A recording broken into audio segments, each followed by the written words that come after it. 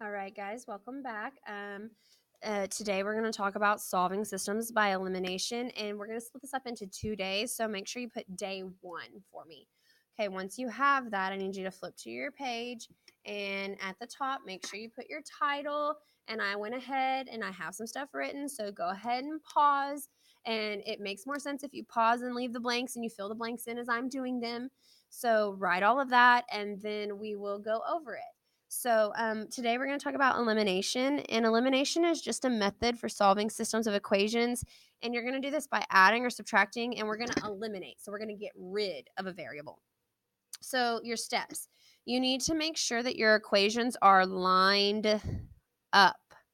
That means x above x, y above y, equals above equals, and answer above answer. It's usually easiest if they're in standard form, so you can always convert them to standard form if you need to. Okay, once everything's lined up, you are going to add or subtract the equations to eliminate the variable with a common coefficient. Okay, after you've added or subtract, you are just going to solve for the remaining variable. So it's usually just a one-step equation. And then from there, whatever answer you get, you're going to substitute your answer from step 3 into the other equation that we haven't messed with, or you can do the original equation. It's whatever's easiest for you. And you're, again, going to solve for the other variable. So if you want, excuse me, if you want, there's 2 examples you can go ahead and write down. I'll even move this up some more so you can see the others. You can pause and write all of your examples. Okay, so in order to do this, step 1, make sure everything is lined up. Is x above x, y above y, equals above equals, and answer above answer. If they are, then you're just going to add or subtract the equations to eliminate. Now, me personally, I like to just do adding. So in order to add, they have to be opposite signs. So if you look at these, you have x's and you have 4's. You're looking for the one that has the same coefficient. So x's have the same coefficient. You have a positive 1x. Well, since they're the same, in order to get them to eliminate, you need one to be a negative. Well, if you're going to make one a negative, you have to go ahead and change the signs of all of the parts of that equation. So I'm just going to change all the signs in the bottom equation, and now I'm just going to draw me a big equals bar, and I'm going to add. 1 plus negative 1 cancels. 4y plus 1y gives me 5y. I'm going to bring down my equal sign, and 13 plus negative 3 equals 10. Now all I got to do is get y by itself by dividing by 5, so y equals 2. Once you have that y equals 2, pick one of your equations. It doesn't matter which one, but you must use the original equation. So I'm going to show you this. I'm going to pick to use this bottom equation, and it was originally x minus y equals 3. I'm going to take this 2 and plug it into y. So I'm going to get x minus 2 equals 3. And now to get x by itself, I have to add 2, which gives me x equals 5. When you go to write your answers, you must write them as an order pair. And remember, x always comes first, so 5 comma 2, and that is my answer. Okay, for the second equation, I have 4x plus 9y equals 5, and I have negative 4x plus 7y equals 11, so x is above x, y is above y, equals is above equal, and answer is above answer.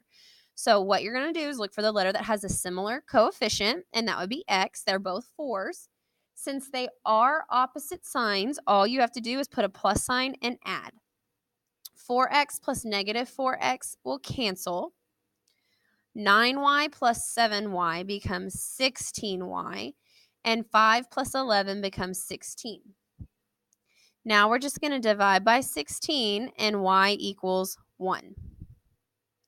Okay, you can pick top or bottom equation. It does not matter. I'm going to go with top. I'm going to do 4x plus 9, but instead of y, I'm going to open up parentheses and put a 1, and it equals 5. So now I'm just going to solve this. I get 4x plus 9 equals 5. I must subtract the 9. That gives me 4x equals negative 4. I divide by 4, and x equals negative 1. So my answer goes negative 1, 1, because it always goes x, comma, y. For my next example, I got 3x minus 4y equals negative 10 and 3x minus 4y equals negative 13. Okay, you look, is x above x, y above y, equals above equals, and answer above answer? If so, you're ready to solve. You're looking for a letter with the same coefficient. Well, x's and y's both have the same coefficient. But do you see how the signs are the same? You need to make one of them opposite. So you're just going to come in and you're going to change the signs on one of your equation, and you must change all of the signs. And now I'm ready to add. 3 plus a negative 3 cancels. Negative 4y plus a 4y, well, that cancels also, so I have nothing on this side. And negative 10 plus 13 equals 3. Okay, so since both of my letters canceled, I'm left with 0 equals 3. Does 0 actually equal 3? Well, no, it does not. So therefore, your answer, whichever way you want to write it, is no solution or the symbol. I would take either way. Okay, looking at your last example, you got 2x plus y equals negative 10, and you've got negative y equals 2x plus 10. Okay, the first thing that you must do is make sure x is above x, y above y, equals above equals, and answer above answer, which that is not true. So you need to take this 2x and move it to that side by subtracting it. Okay, when I do that, I cancel it here. So I'm going to write my first equation. It's 2x plus y equals negative 10.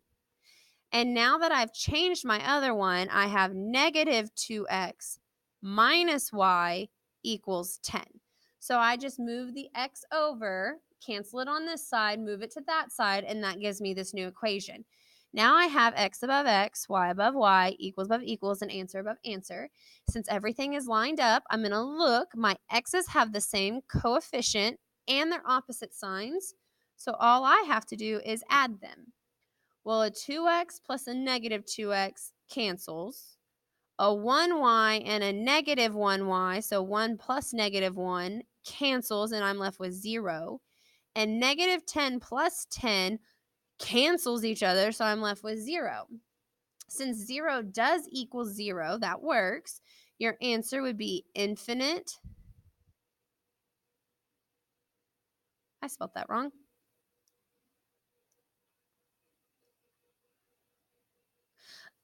Infinite, or all real number, or the infinite symbol, whichever way you want to write it. And I'm having a brain fart on how to spell infinite. It happens.